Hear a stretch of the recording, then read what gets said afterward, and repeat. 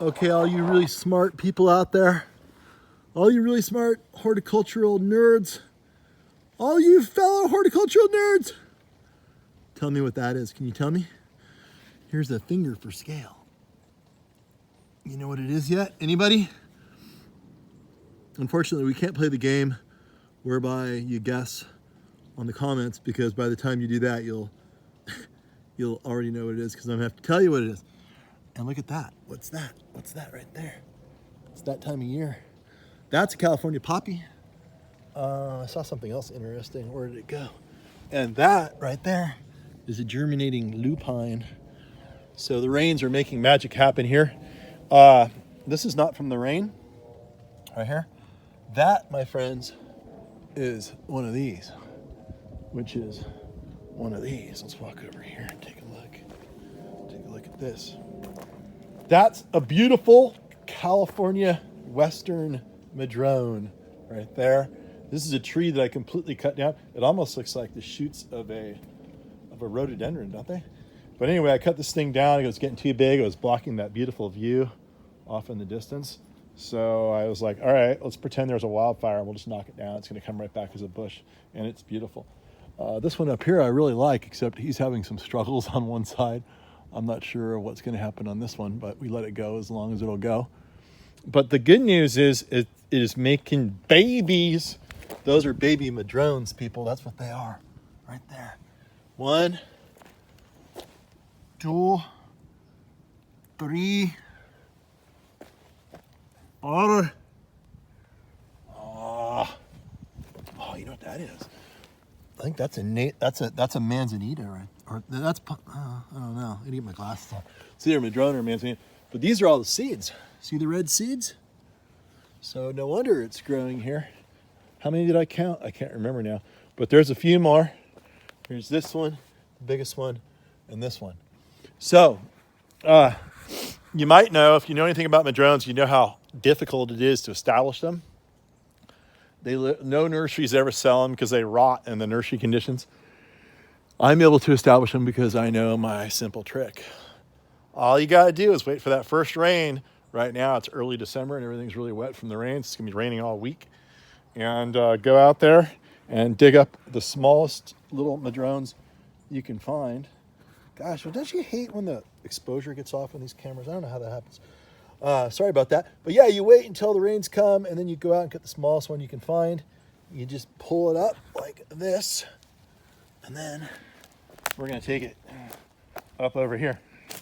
So I'll tell you how to deal with these things.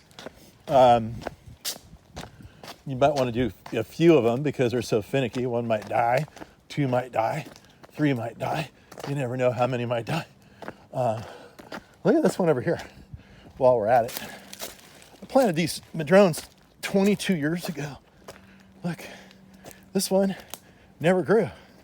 It just stayed a really beautiful little miniature size and super beautiful. Beautiful little structure. I'll show you another one. This is getting heavy. I need to do it. Regrip. Oh, regrip. There we go. All right, let's go up the driveway. I'll show you a few more up here. This will be our little bit on madrones today. So you take these things this time of year, they will rot. If you water them in the summertime, keep the soil moist all the time, they will rot to death. They'll get root rot. Here's another one that's going sideways. I planted this one, then a redwood popped up. Didn't want the redwood, killed the redwood, made some fun little squares to play checkers on. And then this thing grew sideways in the meantime. Now it's continuing to grow sideways, so I let it be. This one sprouted on its own. Isn't that awesome? Beautiful. I've got one more over here, right up over there. See that in there? That's a beautiful madrone. I had another one. My favorite one of all was out here by the main road. I was super proud of it. I trained it sideways. It was beautiful. And then it just died.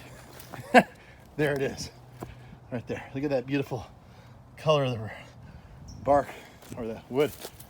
All right, so we're gonna plant this one right here. Look at this. Look at, here's my parent California poppy.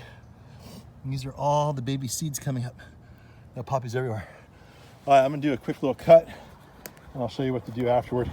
Basically, all you need to do, guys, plant this time of year, water it in once, let nature do its thing. If it's really dry during the winter, water a couple more times. As soon as the temperatures get above 75 degrees, you can only water it once a month. You need to let the soil totally dry out, or else the fungus will build up and kill the tree. And maybe give it a little more water the second year, and after that, you shouldn't have to water it ever again. And that's it. I'll show you my cute little plant when I'm watering it in for its first and probably only time this winter, hopefully with the rains coming. All right, let's recap. Wait until December, at least November. Mid to late November, early December. That way the plant's gonna have a big, long growing season in front of it to get its roots established during the long, cold, wet winter. Then go find some baby seedlings. The smallest ones are the best ones. Put them out there. I'm talking like no more than 6 inches tall. Right? Put them out there, wherever you want them. First watering in is really important. As long as the temperatures are low, you're not going to get root rot no matter how wet it is.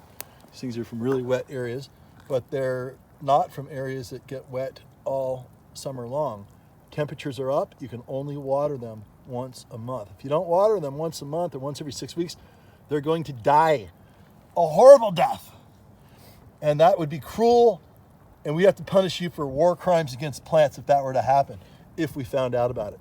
So don't let that happen. But if you water too much, it's gonna die an equally horrible death. And yeah, we're gonna come get you for that too. So don't do that either.